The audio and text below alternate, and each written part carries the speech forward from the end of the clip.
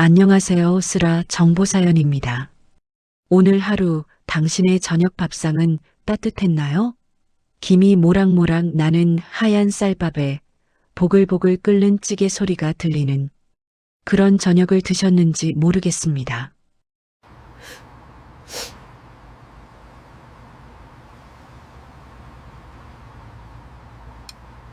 여기 칠순을 훌쩍 넘긴 한 여인의 밥상이 있습니다.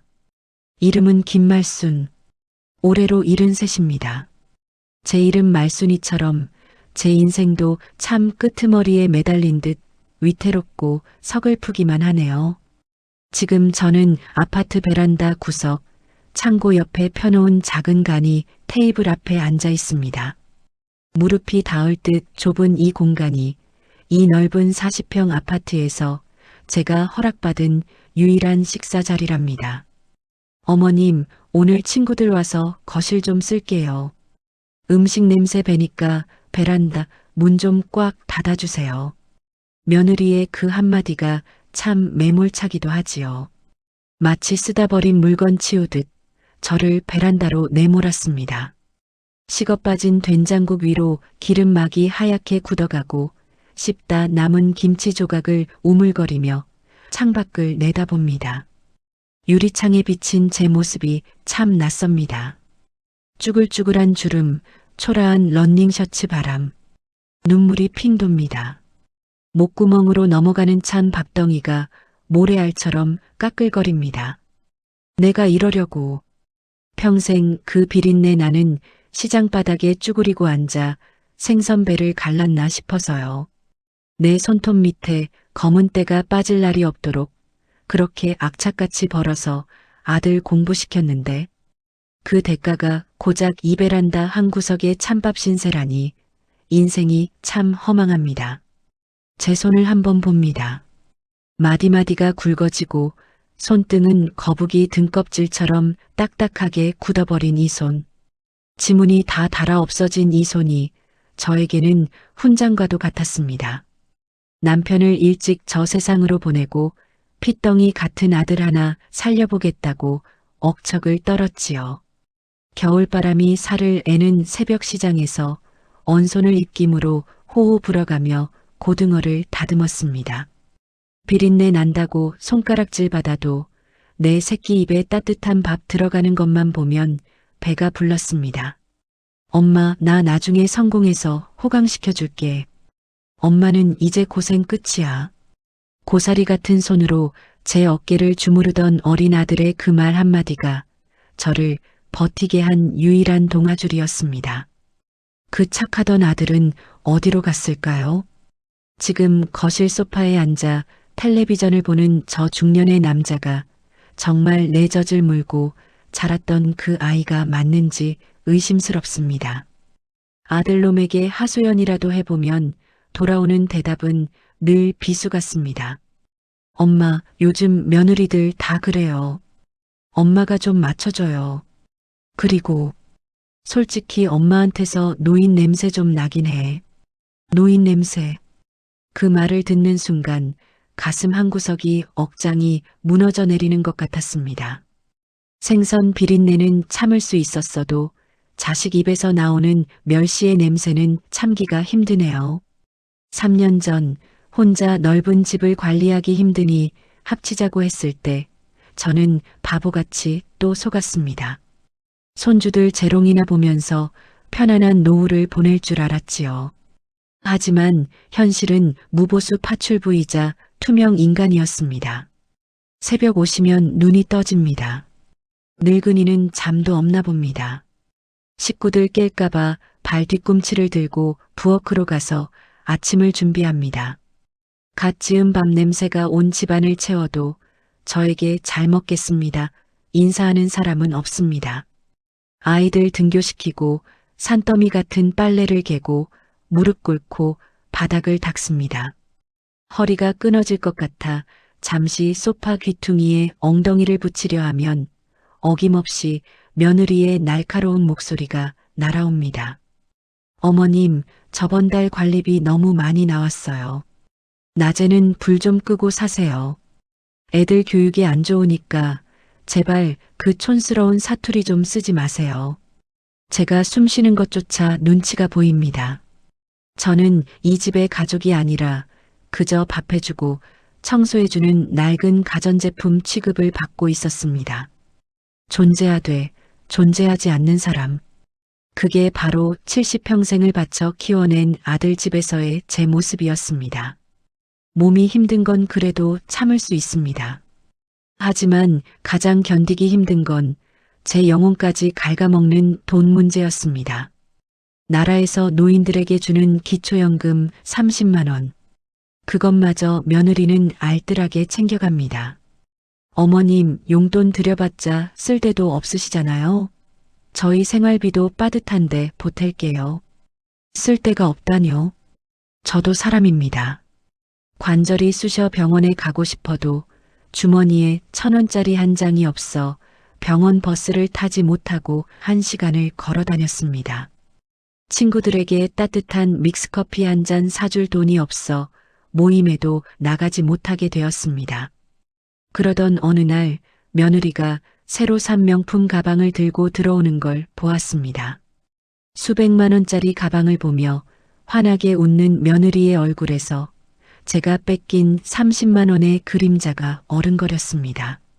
내 자존심, 내 최소한의 존엄이 저 가방의 끈 하나 값도 안 되는 것 같아 서러움이 북받쳐 올랐습니다. 돈이 없으면 부모 대접도 못 받는 세상이라지만 이건 너무 가혹하지 않나요? 빈털터리 늙은이는 짐짝일 뿐이라는 사실을 뼈저리게 느끼는 나날들이었습니다. 그러던 어느 날이었습니다. 사건은 예고도 없이 가장 잔인한 방식으로 찾아왔습니다. 거실에서 아들 내외가 소곤대는 소리가 들려왔습니다. 다음 달에 사돈 어르신들을 모시고 괌으로 효도 여행을 간다는 이야기였습니다. 내심 기대했습니다. 나도 데려가려나? 싶었지요. 하지만 들려온 대화는 제 귀를 의심케 했습니다. 어머님은 어떡하지? 우리 일주일이나 집 비우는데. 며느리의 말에 아들이 대수롭지 않게 대답하더군요. 그냥 요양병원 단기 입원시켜. 엄마 요즘 깜빡깜빡하는 게 치매 기운도 좀 있는 것 같고. 치매라니요? 저는 정신이 멀쩡합니다. 그저 당신들 눈치가 보여 말수가 줄었을 뿐인데. 이어지는 며느리의 말은 비수가 되어 가슴에 꽂혔습니다. 맞아, 자기야. 괜히 데려갔다가 짐만 되지. 솔직히 어머님 옷 입는 것도 너무 촌스러워서 창피해. 우리끼리만 가자. 짐만 된다. 창피하다. 요양병원에 넣어버리자. 그 순간 제 안에 무언가가 툭 하고 끊어졌습니다. 그동안 참으면 복이 오겠지. 자식이니까 봐줘야지 했던 모든 인내심이 산산조각 났습니다. 더 이상은 이렇게 살 수 없다. 내 남은 인생을 저런 짐승만도 못한 것들에게 짓밟히게 둘 수는 없다는 생각이 불길처럼 타올랐습니다. 그날 밤 모두가 잠든 시각. 저는 장롱 깊숙한 곳, 겨울 이불 사이에 숨겨두었던 낡은 가죽 가방을 꺼냈습니다. 자물쇠를 여는 손이 떨렸습니다. 사실 저에게는 아들 내외는 상상조차 못할 비밀이 하나 있습니다. 죽은 남편이 남겨준 건 빚뿐인 줄 알았던 그들은 꿈에도 모를 이야기지요. 남편이 세상을 떠나기 전 제 손을 꼭 잡고 남긴 유언이 있었습니다. 여보, 미안해. 평생 고생만 시키고. 이거 경기도 외곽에 있는 쓸모없는 야산인데 내 이름으로 된 건 이거 하나뿐이야. 혹시 모르니 당신 가지고 있어. 그때는 그저 자풀만 무성한 버려진 땅인 줄 알았습니다. 그런데 말입니다. 세상 일은 정말 알 수가 없더군요. 그 땅이 1년 전부터 대규모 신도시 개발 지구에 포함되었다는 통보를 받았습니다. 보상금 규모가 평생 생선만 팔던 제가 감히 세어보기도 힘들 만큼 상상을 초월하는 액수였습니다. 저는 이 사실을 자식들에게 알리지 않았습니다. 돈 냄새를 맡으면 사람이 어떻게 변하는지, 너무나 잘 알고 있었기 때문입니다. 혹시나 아들이 예전의 착한 모습으로 돌아오지 않을까 기다렸던 건데, 이제는 알릴 때가 된 것 같습니다. 아니, 보여줘야 할 때가 온 것이지요.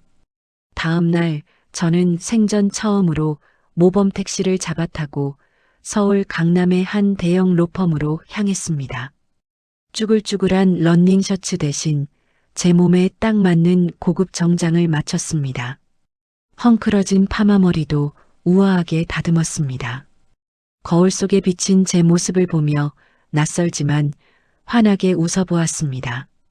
김말순, 너 참 곱다. 아직 살아있네. 변호사들이 제 앞에 서류를 내밀며 회장님이라고 부를 때 저는 어색함 대신 묘한 쾌감을 느꼈습니다. 그래요. 나는 베란다에서 찬밥 먹는 노인네가 아니라 내 인생의 주인이자 150억 자산가 김말순 회장입니다. 모든 준비는 끝났습니다. 이제 저들이 저를 버리려 했던 그날, 저 역시 그들을 깨끗하게 정리하러 갑니다. 드디어 괌 여행을 떠나는 날 아침이 밝았습니다. 아들 내외는 저를 요양병원에 데려다 주려고 빨리 짐을 싸라고 재촉했습니다. 며느리는 명품 선글라스를 끼고 사돈 어르신들 앞에서 한껏 효부인 척 연기를 하고 있더군요. 어머님, 빨리 나오세요. 비행기 시간 늦어요. 병원 갔다가 바로 공항 가야 한다니까요. 그때였습니다.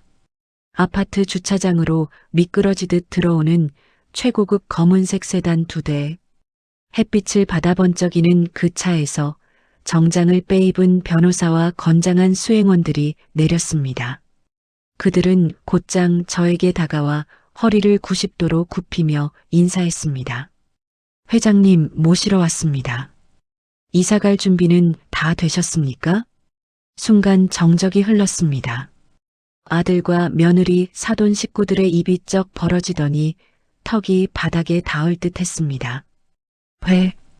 회장님이라뇨? 엄마, 이게 무슨 소리야? 이 사람들 누구야?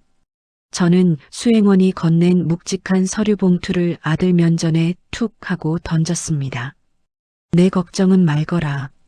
너희가 날 고려장 치르듯 요양병원에 버리려던 그 시간에 나는 내 돈으로 내 살 길을 찾았다. 변호사가 옆에서 차분하게 거들었습니다. 김말순 회장님께서 이번 토지 보상으로 받으신 금액이 세후 약 150억 원입니다. 그리고 여기 강남 최고급 실버타운 입주 계약서입니다. 150억이요? 며느리는 그 자리에 주저앉아 벌벌 떨기 시작했습니다. 어머님, 아니, 진작 말씀을 하시지. 저희가 얼마나 잘 모시려고 했는데요. 오해세요. 잘 모셔? 저는 싸늘하게 웃어주었습니다. 냄새난다고 베란다에서 밥 먹이는 게 잘 모시는 거냐? 내 연금 30만 원까지 뺏어가서 내 명품백 사는데 보탠 거 내가 모를 줄 알았니? 아들이 무릎을 꿇고 제 다리를 붙잡고 빌었습니다. 엄마, 우리가 잘못했어. 다시는 안 그럴게. 괌 여행도 취소할게. 우리랑 같이 살자. 응? 내가 다 잘못했어. 그토록 듣고 싶었던 아들의 사과였지만 이제는 아무런 감흥이 없더군요. 돈 냄새를 맡고서야 무릎 꿇는 저 비굴함에 오만 정이 다 떨어졌습니다. 저는 아들의 손을 차갑게 뿌리치며 말했습니다. 아니, 여행은 다녀오거라. 대신 돌아오면 이 집은 비워져 있을 거다. 이 집 전세금 사실 다 내 주머니에서 나온 거잖니? 이제 그것도 회수해야겠구나. 그리고 내 사업 자금 보증 섰던 것도 오늘부로 다 정리할 거다. 엄마, 늙은이 냄새 안 나는 아주 깨끗한 곳에서 너희들끼리 잘 살아보렴. 나는 이제 내 인생 살러 간다. 수행원이 열어주는 차 뒷좌석에 앉아 창문을 내렸습니다. 백미러 속에서 주저앉아 울고불고 난리가 난 아들 부부의 모습이 점처럼 작아졌습니다. 그 모습을 뒤로하고 저는 태어나서 처음으로 가장 상쾌하고 맛있는 공기를 들이마셨습니다. 가슴속에 응어리졌던 돌덩이가 쑥 내려가는 기분. 이게 바로 자유인가 봅니다. 지금 저는 저를 회장님이 아닌 김말수님으로 존중해주는 곳에서 새로운 친구들과 웃으며 지냅니다. 비싼 밥을 먹어서가 아닙니다. 좋은 옷을 입어서가 아닙니다. 나를 나로서 대접해주는 곳에 내 발로 서 있다는 것. 그게 저를 행복하게 합니다. 사랑하는 여러분, 그리고 동년배 여러분. 자식에게 모든 걸 다 내어주는 게 부모의 도리라고요? 아니요. 가장 중요한 건 끝까지 나 자신을 지키는 것입니다. 여러분이 살아온 그 모진 세월은 무시당할 낡은 과거가 아니라 그 자체로 빛나는 훈장이고 무기입니다. 주머니에 쥔 것이 돈이든 지혜든 혹은 건강이든 마지막 하나는 꼭 여러분을 위해 남겨두세요. 우리는 대접받을 자격이 충분하니까요. 오늘 저녁은 세상에서 가장 귀한 당신을 위해 따뜻한 밥 한 끼 제대로 차려 드시길 바랍니다. 지금까지 김말순이었습니다. 감사합니다.